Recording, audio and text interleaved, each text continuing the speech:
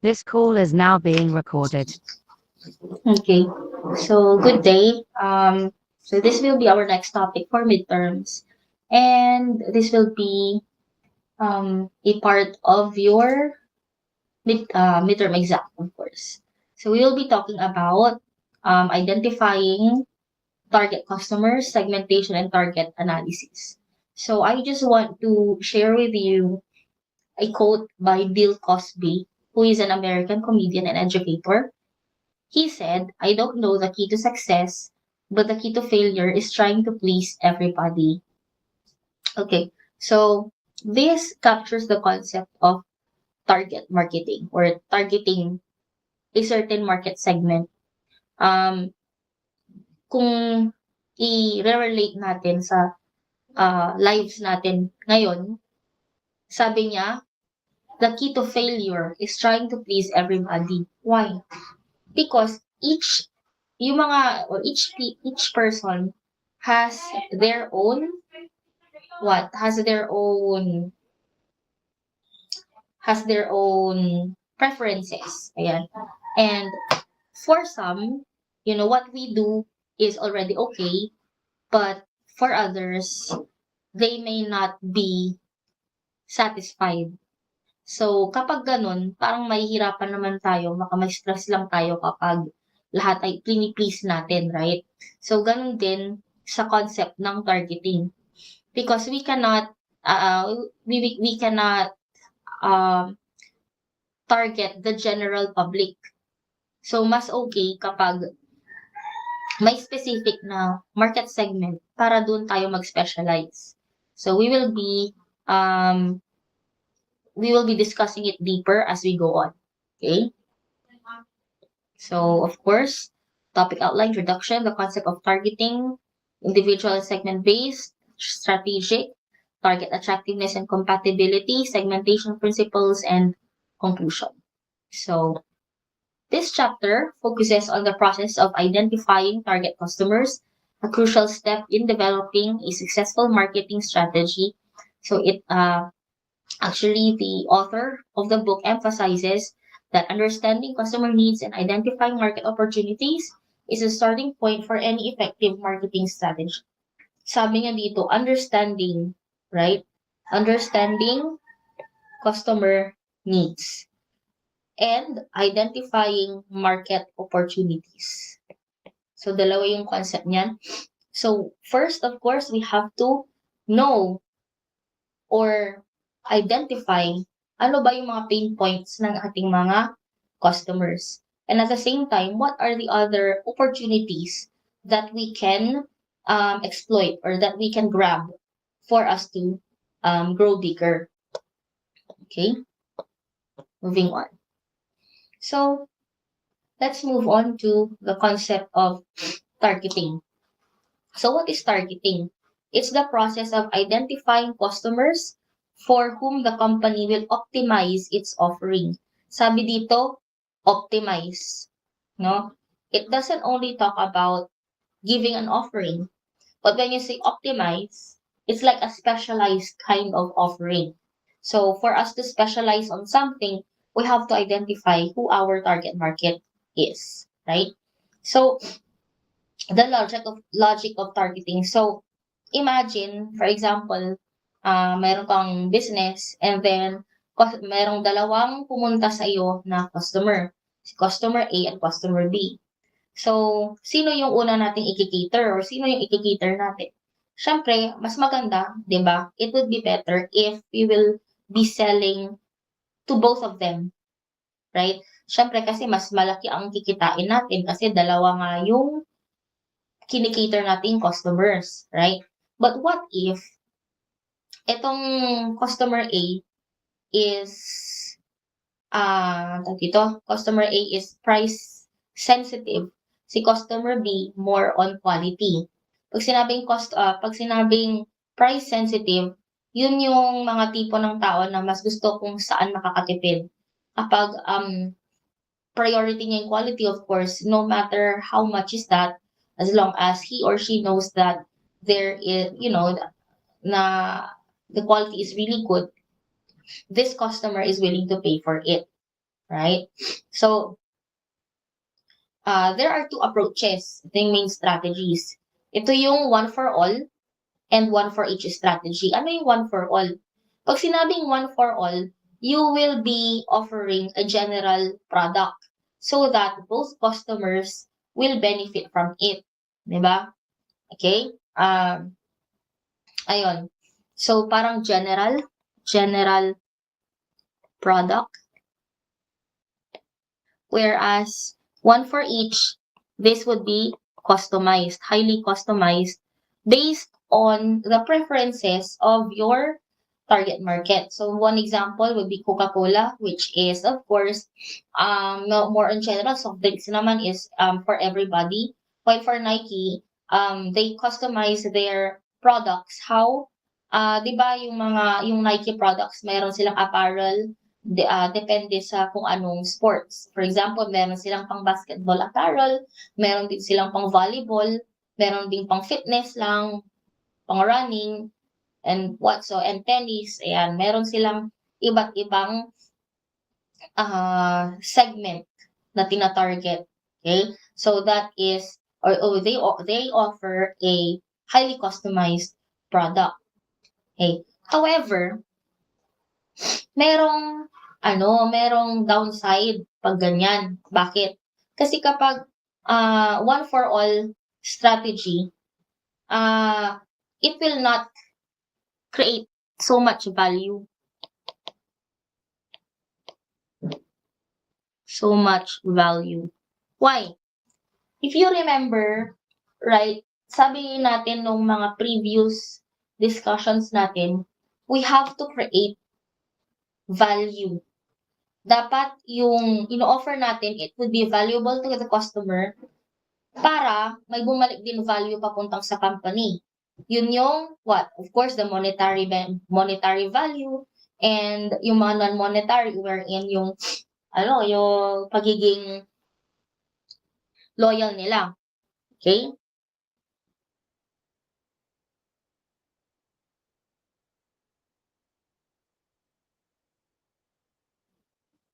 Excuse me. Ayan. So, ayan. So, kapag one for all, medyo hindi masyadong customized. So, parang madali siyang makopya or madali siyang magaya ng iba.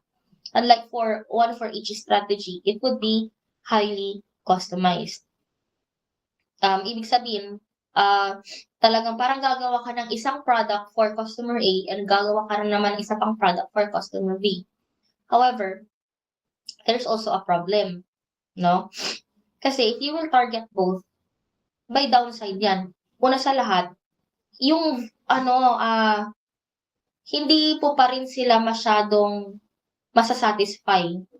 Let's say for example, si customer A, yun yung price sensitive. Sabi nga natin, customer B, yun yung more on quality. Kapag nag-offer ka, again, let's talk about one for all strategy muna ha.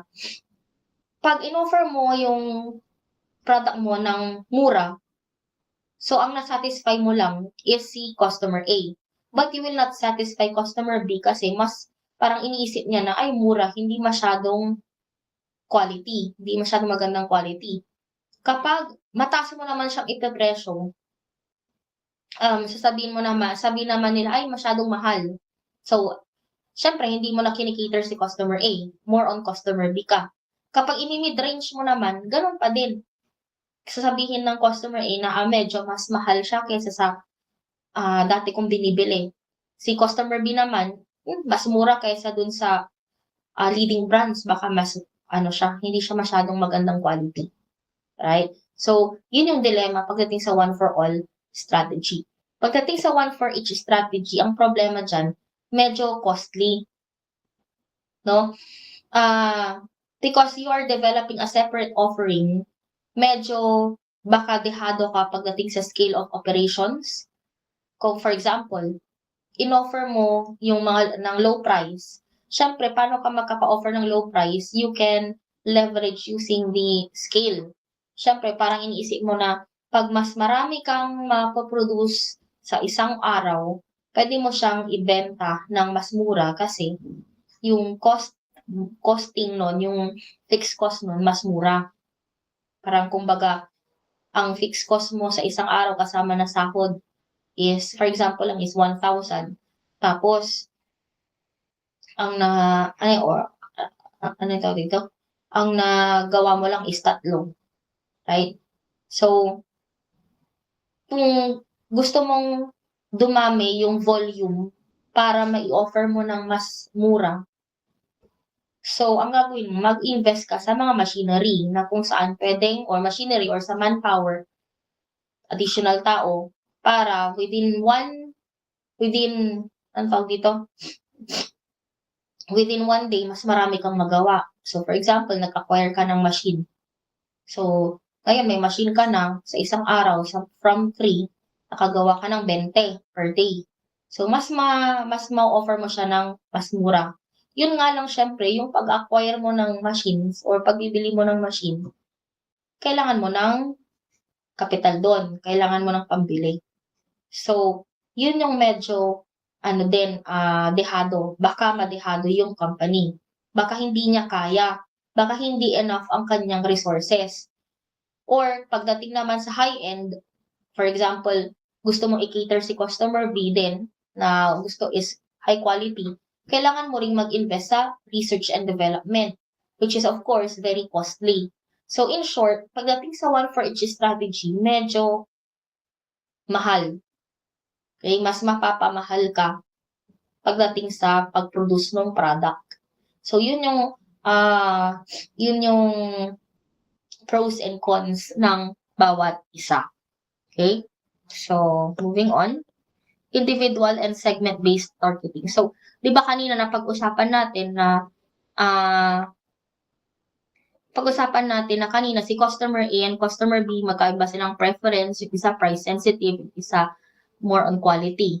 However, in real life, ilan ba ang consumers, for example, ng Pilipinas, di ba, milyon ang populasyon natin, right?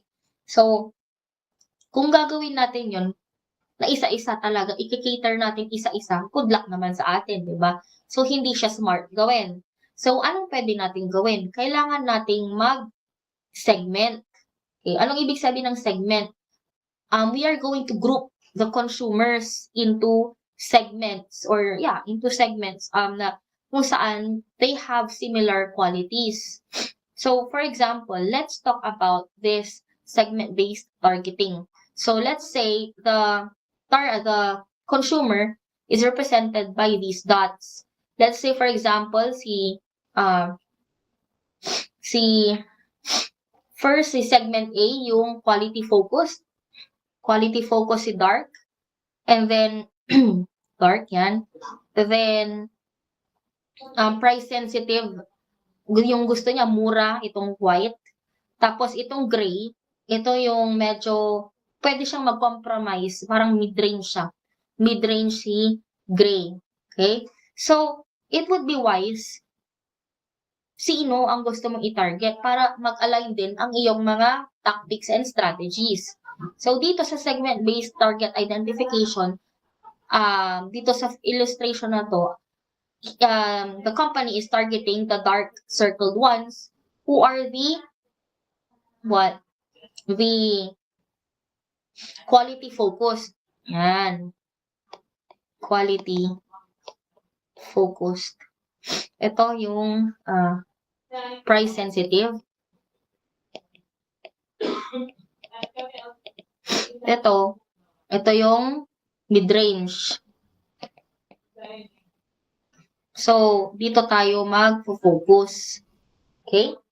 So, kapag kasi na-picture mo na or napag-decide nyo na kung sino yung ita-target, mas mapapadali na i-develop yung product or services based dun sa preferences nito. So, syempre dito dahil quality ang focus niya, mag-focus kayo sa quality. Kailangan yung mag-invest more sa R&D, sa research and development, ganun, or sa raw materials. Okay? So, grouping customers into segments enables a company to improve the cost efficiency, okay, of its marketing activities by not having to customize the offering for individual consumers, usually with minimal sacrifice to the effectiveness of the offering. So from a conceptual standpoint, the process of identifying target customers is virtually identical, but be it individual or customer segments.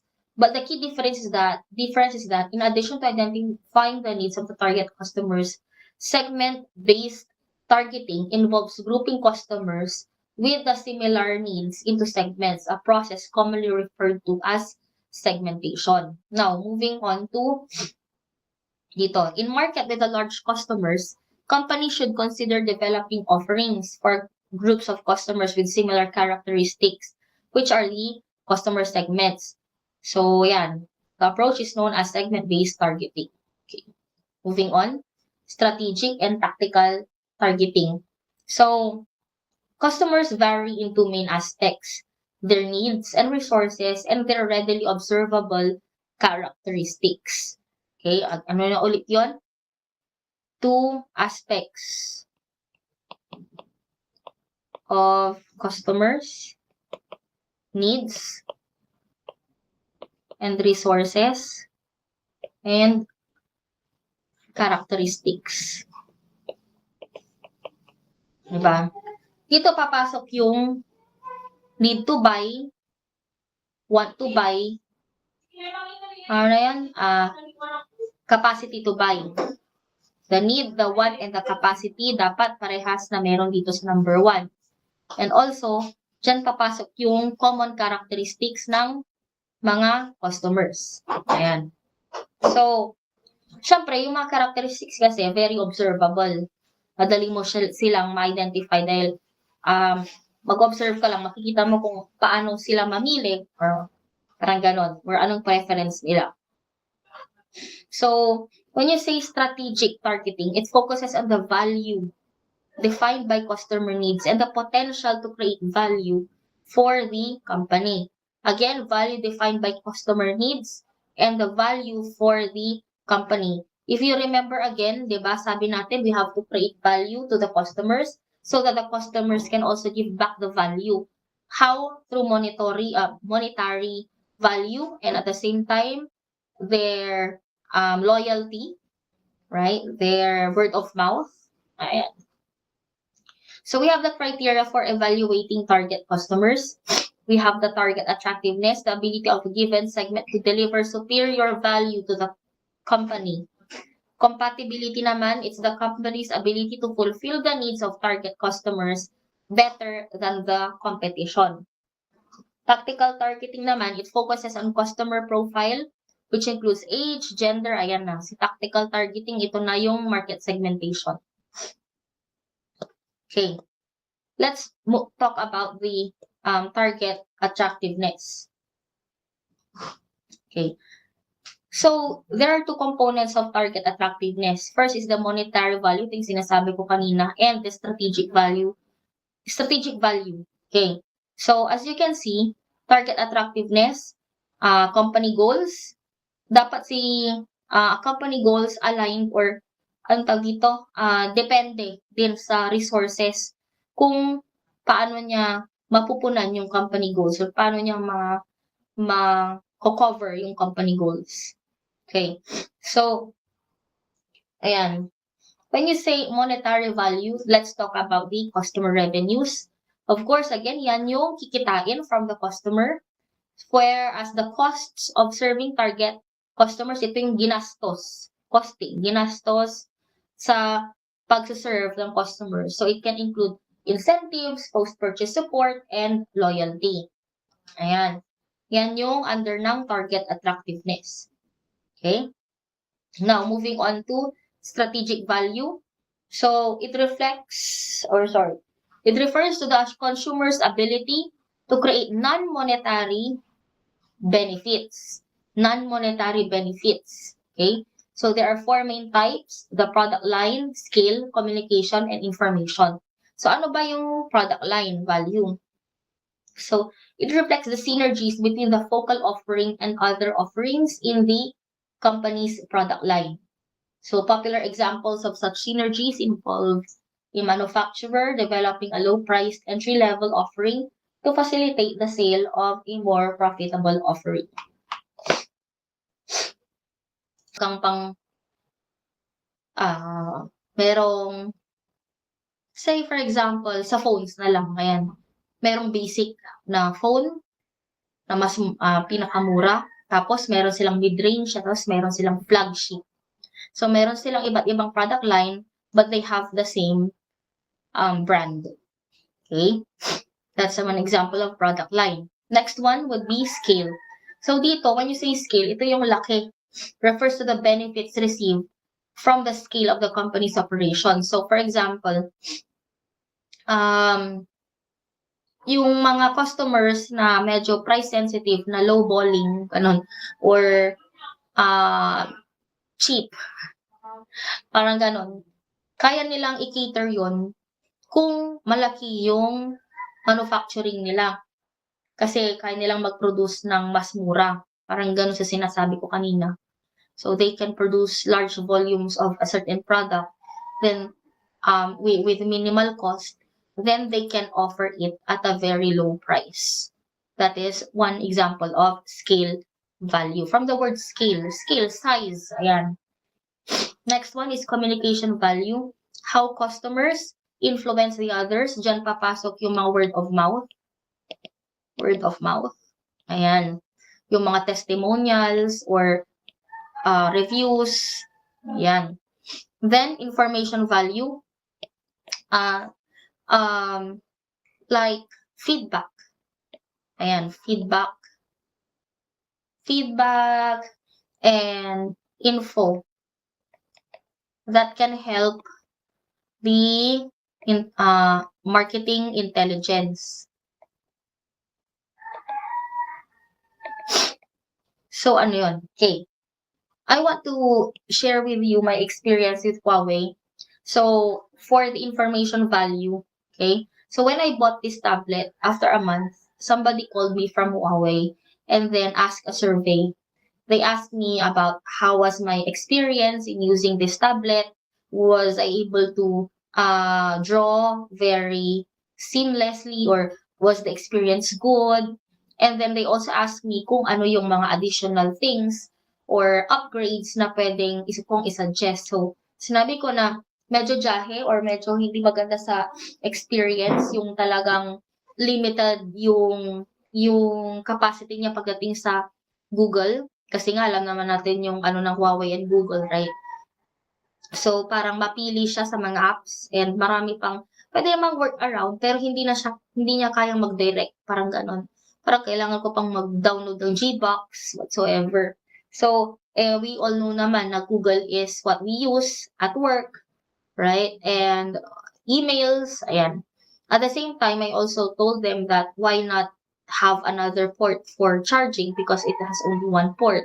So, parang ang hirap na habang nag-charge yung tablet, dito rin i-charge yung Huawei Pen. So, parang ang pangit. Parang limited yung port. So, I suggested na mas maganda siguro kung mas kahit dalawang ports kung pwede. Parang gano'n. So, that is a valuable information that I gave to Huawei as their buyer.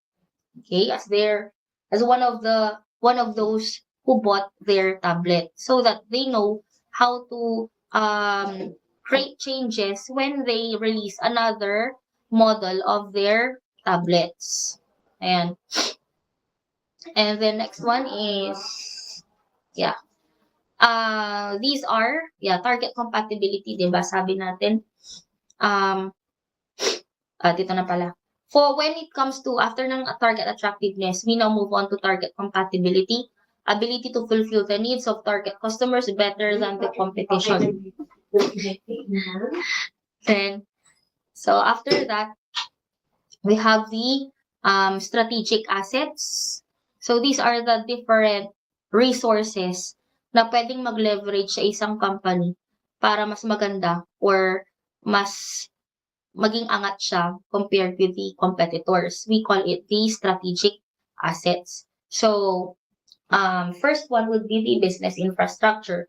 So for example, the manufacturing infrastructure, their facilities, their equipment, their machinery, if it is high-end or if it is advanced, then the more that there will be, or it will be easier to produce items or products or services, there will be less mistakes, let's say, or less, um, how to call that one? Bad orders or those items that did not pass to the quality check, something like that. So if they have an advanced machinery or equipment and they produce more products, then there is also efficiency in there and they can offer it at a lower price. So that's part of the business infrastructure. Then moving on to collaborator network. So we have two types of collaborators, the vertical network. When you say vertical, top to down. So ito yung manufacturer, wholesaler, retailer, customer. So, vertical networks, ito yon. Ito yung supply chain na tinatawag. Supply chain. Yung horizontal, okay, horizontal, ito yung nakikipag-collaborate but outside the supply chain. They are not part of the supply chain. For example, would be the research and development, and promo collab. Diba? Promotional collaboration. Ayan. So, that's it. Then, next one. Ayan. Next one would be human capital. Of course, the manpower. Of course, employees. If you have employees who are dedicated, who are very skillful, and are very professional in what they do, then you already have your leverage. Let's say their skill set is far better than that of the competitors, then mas angat kayo, mas maangat yung kumpanyang ito compared with the others. Intellectual property. So, dito papasok yung legal entitlement.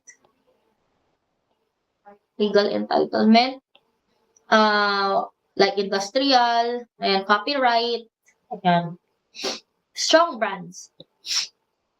So, pag sinabing strong brand, ito yung malakas na siya sa branding na, for example, sa toothpaste, diba? Kapag sinabi mong toothpaste, what comes to your mind at once?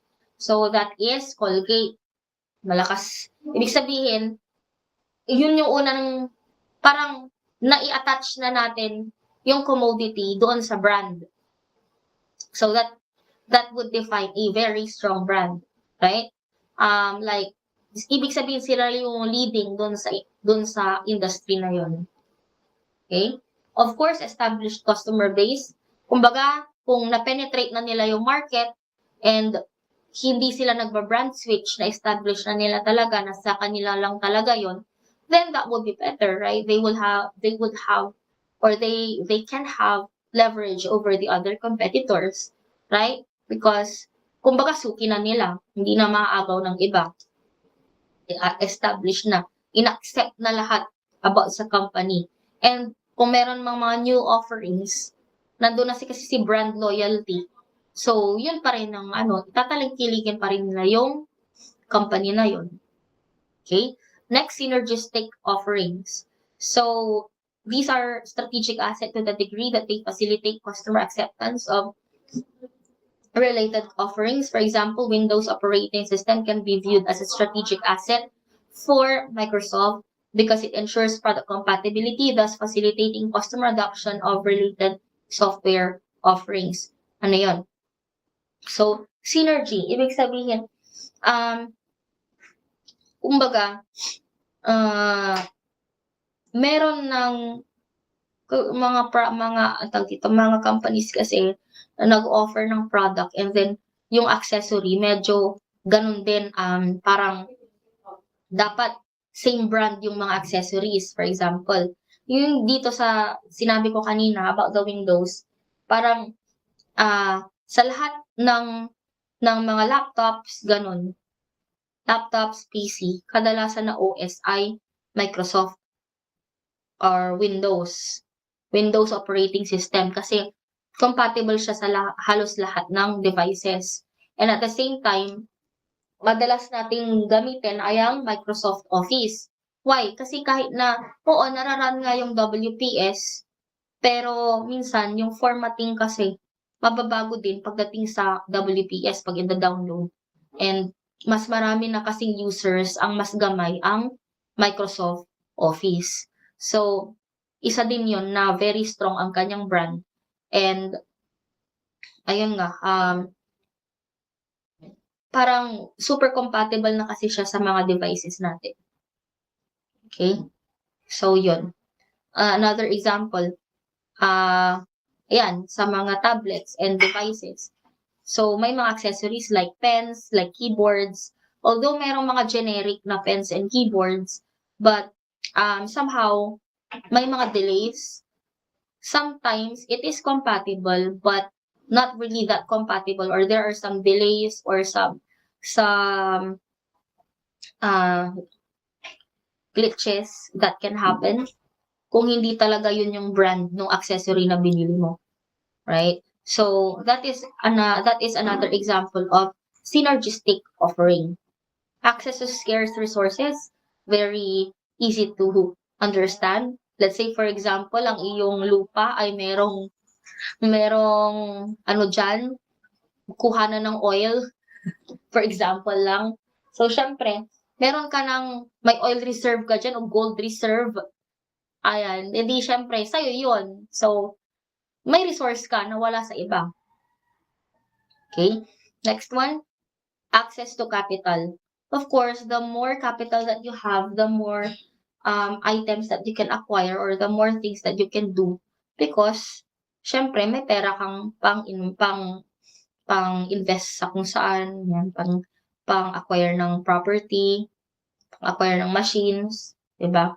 So, kumbaga money, 'di ba? Access to capital. So, it would be easier for you to carry out your strategies and tactics if you have this capital or more capital than you have more capital, you have more reserves, right? In fact, you can even dictate the price in the market. You can sustain a price war wherein you can offer it at a very low price compared with the other competitors. So, edge mo na yun. Okay?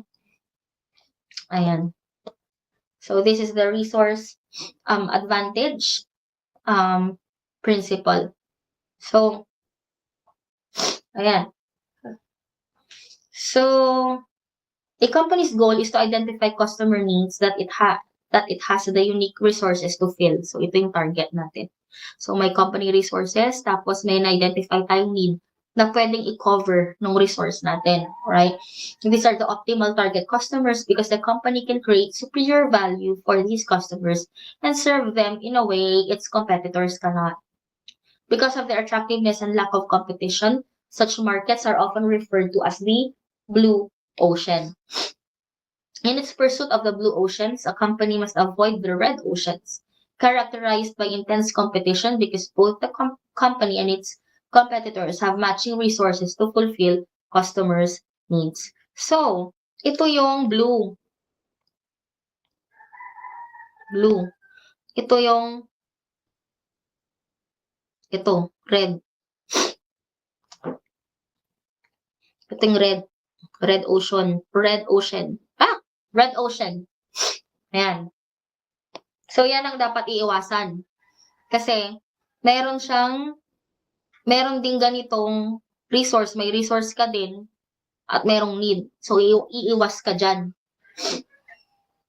Ayan. So, a company in its pursuit of the blue oceans the company must avoid the red ocean, so we have to avoid that one. Yung ni-red ko dyan. Okay.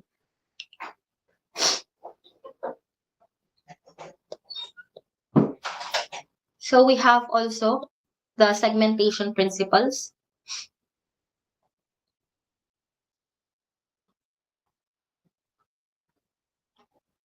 Okay, hold on.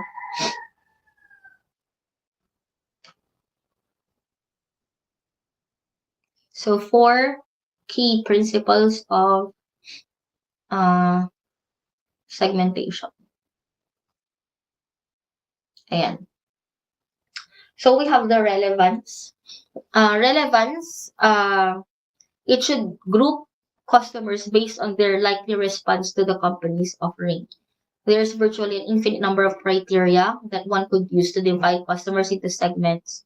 Most of these criteria, however, are unrelated to factors that underlie the company's targeting strategy, and as a result, produce market segments that do not facilitate the development of a meaningful strategy and tactics. Segmenting markets without a particular target in purpose in mind is most often a waste of companies' resources and a distraction of managers trying to identify viable strategic or targeting strategies. So, dapat relevant siya. I mean, kumbaga, it's useful. It is useful to the company. So, piliin kung ano yung segment na relevant dun sa offering din yun ng company. Okay? Similarity, syempre dapat pare-parehas. Segmentation aims to group customers so that those within each segment are quite similar to one another or homogeneous. Homogeneous. Pag sinabing homogeneous, iisa yung kanyang characteristic, iisa ang kanyang gusto. Kasi mahirap naman kapag kalat, kaya ka nga nagta-target eh. 'Di ba? Ayun. So, next one, exclusivity. In addition to being similar to one another, customers in each segment should be different from those in other segments with respect to the way they interact with the company's offering. So, yung ito, 'di ba yung pie natin kanina? So, A, B, C. Itong similarity, dapat pare-parehas. Okay? Pero, exclusive din siya. Ibig sabihin, very distinct siya na makikita compared sa B and C. Kagaya nung sinabi natin kanina, no? O, tas ito square. Square, square. So, si A na dot, very distinct or very exclusive siya. Yung characteristics niya naiiba compared doon sa ibang segments na B and C. So, dapat very visible yon, very exclusive. And comprehensiveness. An important market segmentation principle is that segments should be comprehensive. They should include all potential customers in a given market, such that each customer is assigned to a segment. Ibig sabihin, all or complete. Dapat lahat tinitignan. Lahat ng customer, lahat ng profile ng customer tinitignan. Or what I mean is, tinitake into consideration para makita mo talaga na lahat ng segment is valid. No? Okay. Now we have common errors in targeting. Common errors in targeting. So as you can see, we have sniper. Ito yung correct. No? Perfect fit. Tinarget mo, yan yung ano mo. Ito yung tinarget mo lang, lahat ng resources mo, yung product nakakater lang sa needs and wants nito. Shotgun, targeting broad. Ito lang yung gusto mo, pero tignan mo yung ginawa mo. Diba? Napakalaki. And kapag ganyang napakalaki, ibig sabihin na ano meron. E di syempre, mas mahal yung ginastos. Parang ganon, diba? Parang mas mahal yung resources na na-consume kasi malaki yung tina-target and at the same time, medyo mas general siya po. You know, parang generalized product na siya kasi hindi na siya magiging highly valuable dito sa mismong target mo. Over-segmentation naman na hanuhan siya. Parang ito sana yung target mo, pero tingnan mo, hanggang dito lang siya. No? Ayan. Parang, nakulangan. Masyado kang nagtipid. And ito lang yung nakuha. Ito sana yung potential market, sana. Ito talaga yung wala. So, na-misalign. Ito yung target, tapos ito yung finocus, which is very wrong. Ayan. So, conclusion, the author summarizes the key concepts discussed in this chapter, highlighting that targeting is the process of identifying customers for whom the company will optimize its offering. So, it involves two decisions, selecting which customers to serve and identifying actionable strategies to reach these customer. Selecting and identifying actionable strategies. The key differences between strategic and tactical, highlighting that strategic targeting focus on value creation, while tactical on customer profile. Take note, strategic targeting focus on value creation, tactical focuses on consumer profile. Targeting effectiveness and cost efficiency are defined by the degree to which a company's tactical targeting is consistent with the strategically identified target customer. So, dapat may strategy ka, naka-align si tactics. Okay? Naka-align siya dun sa long term. So, yung mga programs, yung mga short term objectives, yun yung dapat align dun sa strategy. Okay? So, thank you. This ends our discussion. If you have questions, please comment sa Google Classroom.